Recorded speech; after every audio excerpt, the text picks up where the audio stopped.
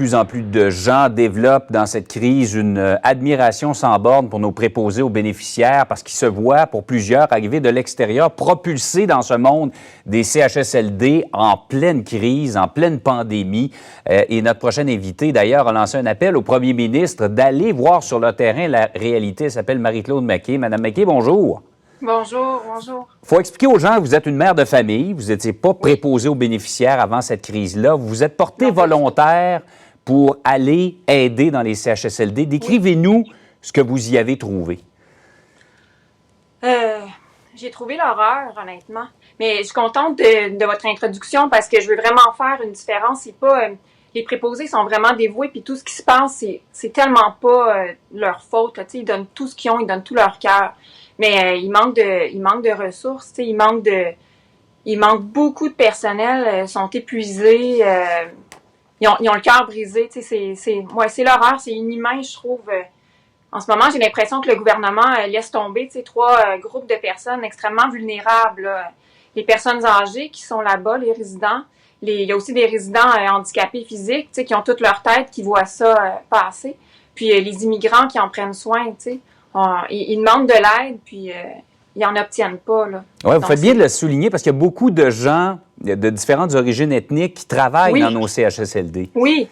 Où j'étais, moi, vendredi, je suis arrivée, ça m'a frappée, là. J'étais la seule blanche de l'étage, du personnel soignant, on va dire, là. Et ces gens-là ont besoin d'aide, ont besoin de support, ont besoin de matériel également. Vous dites qu'il manque de matériel. Oui, il manque de matériel. En point de presse, on dit qu'on a tout le matériel nécessaire pour nous protéger.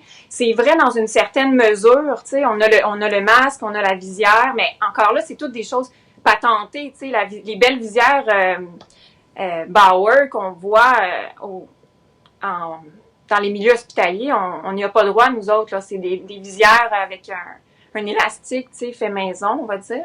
Puis on a les gants, on a la blouse, mais il faut courir après tout, c'est mal organisé. Puis on manque de matériel désinfectant. Donc si on a notre protection, mais qu'on ne peut pas le désinfecter entre chaque personne, ça fonctionne pas. C'est mal installé, il n'y a pas de table, il n'y a pas de papier. Moi, j'ai couru du papier à main, puis là, on nous amène un rouleau de papier qu'on met sur la table. Mais il faut comprendre, si je me désinfecte les mains, moi, après ça, je peux pas prendre le papier à main. Il faut que ce soit installé, comme il faut, t'sais. Puis on manque de matériel, on manque d'expertise, je dirais, parce que c'est les médecins, il y a des médecins, des infirmiers, des infirmières qui viennent donner un coup de main du milieu hospitalier. Eux, ils arrivent avec leur expertise du milieu hospitalier. Puis il y a des choses que... Moi, j'ai été là, malheureusement, seulement 3 jours.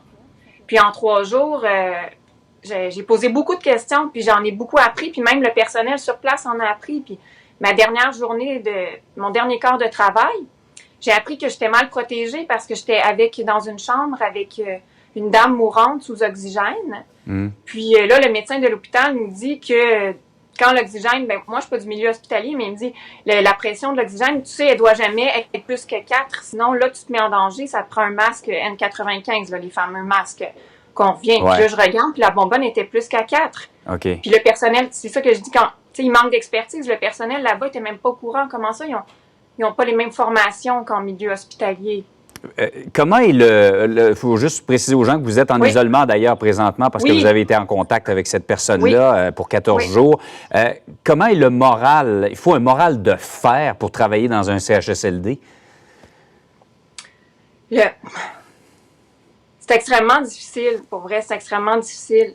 J'ai passé 3 jours à demander ça, aux préposés réguliers. Mais comment vous faites, madame, Moi, je suis rentrée là, honnêtement, le matin, puis j'ai dit, mais tu plonges, puis rendu là, tu dis, OK, je vais faire ce qu'il faut. Mais c'était à eux vraiment que je pensais, parce que eux, ils ont le cœur brisé quand leur résident meurt. Ils meurent un après l'autre, ils souffrent. Puis ceux qui sont pas atteints de la COVID, ils souffrent de solitude, puis ils mangent plus. Ils sont déménagés où j'étais, ils déménagent d'étages pour essayer de faire des étages COVID, des étages pas COVID. Ce qui est logique sur papier. Puis même moi, ça m'a choqué, honnêtement, vendredi, je suis arrivée, puis c'était tout mélangé sur l'étage. Il y avait des COVID, pas COVID. Je me disais, ça n'a pas de sens. Mais après ça, ils ont commencé à les déménager. Puis là, je parle aux préposés, puis je me rends compte que ça n'a pas plus de sens non plus de les déménager parce que l'installation n'est pas faite vraiment pour faire des zones COVID, pas COVID. Donc, sur un étage, à un bout d'un corridor, ça peut être positif. L'autre bout négatif, mais il y a une salle de bain, tu sais. Ouais. Puis là-dedans, il y a 2 dames qui marchent, qui sont assez autonomes, on va dire, qui utilisent la même salle de bain. Donc, c'est sûr qu'elles vont être infectées, tu sais, éventuellement. Ouais. Donc, on les déménage, mais quand on les déménage, les préposés, ils ont le cœur brisé parce que ils savent que leurs résidents, ils s'en vont mourir à un autre étage avec des gens qu'ils connaissent pas, tu sais. Puis même ceux qui sont pas COVID, honnêtement, c'est d'une tristesse infinie, là. Ils se laissent, il y en a beaucoup qui se laissent mourir de faim, là, qui ont plus faim, qui ont... Ouais. En vous entendant décrire tout ça, là, l'expression qui me vient en tête, c'est vraiment les moyens du bord. On s'organise avec ce qu'on a. Des gens de cœur, vous l'avez dit, vous avez parlé de cœur brisé à plusieurs reprises. Nos préposés aux bénéficiaires, c'est des gens de cœur. On le ressent très bien dans vos propos. En terminant, là, est-ce que vous, après votre période d'isolement, y retournez-vous? Ça va être dur de rester chez moi. Ouais. Ça va être vraiment dur de rester chez moi. Malgré le risque, je sais que votre famille n'est pas nécessairement très heureuse des risques, que vous courez des risques en allant travailler là, mais malgré tout, vous sentez l'appel. Ben oui, ils ont besoin d'aide. C'est sûr qu'ils ont besoin d'aide. Moi, honnêtement, je suis en attente d'un résultat. Peut-être que la décision va être plus facile si finalement je suis infectée, parce que j'ai développé des symptômes. Donc, je me dis, si en plus je suis infectée, puis après ça, je suis guérie, ça va être vraiment difficile de rester chez moi. Oui, mais est-ce que je peux vous dire que ce que j'ai réalisé aussi, que je trouve aberrant, c'est je contribue, tu sais. On demande encore en point de presse, inscrivez-vous sur je contribue. Moi, j'ai jamais mis les pieds là-bas à cause de je contribue, là. C'est plutôt, tu sais, j'ai défoncé des portes pour rentrer.